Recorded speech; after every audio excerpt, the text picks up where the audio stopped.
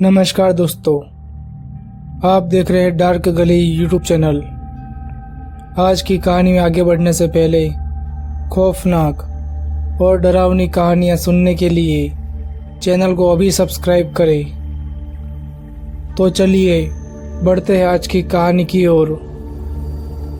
हमारे गांव से कुछ दूर एक हवेली टाइप का कुछ था, जिसके बगल में से एक रेलवे लाइन भी थी, जहाँ से ज़्यादातर सिर्फ मालगाड़ियाँ ही गुजरती है। आम तौर पर उस हवेली के आसपास कोई भी नहीं भटकता है, ना ही दिन में और ना ही रात में। कहते हैं कि उस हवेली में भूत प्रेतों का बसेरा है, इसलिए लोग वहाँ जाने से डरते हैं। मुझे गांव वालों की बातों पर बिल्कुल भी भरोसा नहीं था। उनकी सभी बातें मेरे लिए बकवास ही थी। एक बार मैंने और मेरे दोस्त योगेश ने इस हवेली में जाने का पक्का मन बना दिया था। हम दोनों रात को निकल तो गए, लेकिन जब हम हवेली के मोड़ पर पहुंचे तो योगेश ने कहा कि देखो, भूत वूत कुछ भी नहीं होता है, गांव वाले सिर्फ फालतू बकवास करते हैं। चलो अब चलते हैं यहाँ से। योगेश के कांपते हुए हाथ और लड़खड़ाती जुबान से ये साफ हो गया था कि योगेश की अब फट चुकी है। मैंने उसकी कॉलर पकड़ी और कहा कि तू भी एक नंबर का डरपोक है, अब चल। मैं उसकी कॉलर पकड़कर हवेली की तरफ बढ़ने लगा। हम दोनों हवेली के अंदर पहुंचे तो हवेली के अंदर काफ़ी नमी थी, जिसके कारण हवेली का तापमान काफ़ी कम था।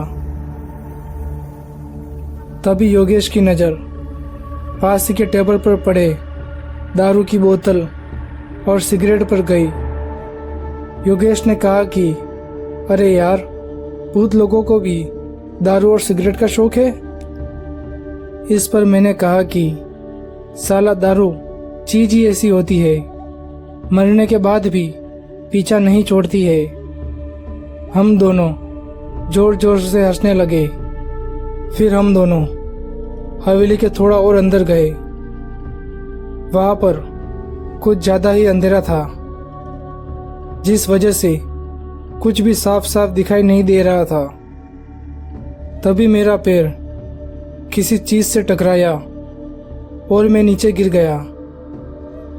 नीचे गिरते ही योगेश ने कहा कि अरे क्या कर रहा है तू?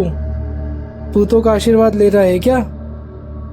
योगेश ने इतना कहा ही था, तभी मेरी नज़र उस चीज पर पड़ी जिससे टकराकर मैं नीचे गिरा था। उसे देखते ही मेरे हाथ पैर ठंडे पड़ने लगे थे।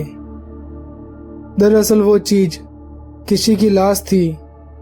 उस लाश का आधा चेहरा गायब था। मैं जल्दी ही उठा और योगेश से भागने के लिए कहा। हम दोनों हवेली के बाहर निकल ही रहे थे, तभी मुझे किसी ने पीछे से पकड़ लिया और हवा में उछाल दिया। जैसे ही मैं जमीन पर गिरा तो मेरी आंखें बंद हो गई थी। जब मुझे होश आया तो मैं वहीं पर उसी लाश के ठीक बगल में पड़ा हुआ था। मेरा सिर दर्द से फटा जा रहा था। मैं उठा और इधर उधर देखा तो अंधेरे की वजह से कुछ भी नहीं दिखाई दे रहा था। तभी मुझे योगेश की याद आई। योगेश वहां पर कहीं भी नहीं था।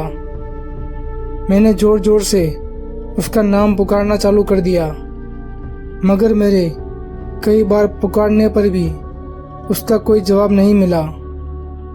कुछ देर पुकारने के बाद मैंने सोचा कि अब योगेश वहां पर नहीं होगा, इसलिए मैंने वहां से निकलने की सोची। मैं अंधेरे में धीरे धीरे रास्ता ढूंढते हुए बाहर आया। मैं बाहर आया ही था तभी मुझे कुछ दिखा। मैंने पास जाकर देखा तो वो मेरा दोस्त योगेश था। योगेश को देखते ही मैंने उसे कहा कि चलो, ऊपर वाले का शुक्र है तुम एकदम सही सलामत हो। अब चलो यहाँ से चलते हैं। मेरा इतना कहते ही योगेश ने अपना चेहरा मेरी तरफ घुमाया। योगेश का चेहरा देखते ही मेरे पैरों तले से जमीन खिसक गई थी। योगेश का चेहरा पूरी तरह से सफेद पड़ा हुआ था। उसके चेहरे का आधा मांस गायब था। योगेश अभी मुझे घूर ही रहा था तभी मुझे ट्रेन के आने की आवाज़ सुनाई दी और उसकी रोशनी आते ही मैं वहां से दुम दबाकर भाग गया। मैं भागकर पटरियों पर आया तो मुझे एक मालगाड़ी दिखाई दी जो काफ़ी धीमी रफ्तार से चल रही थी।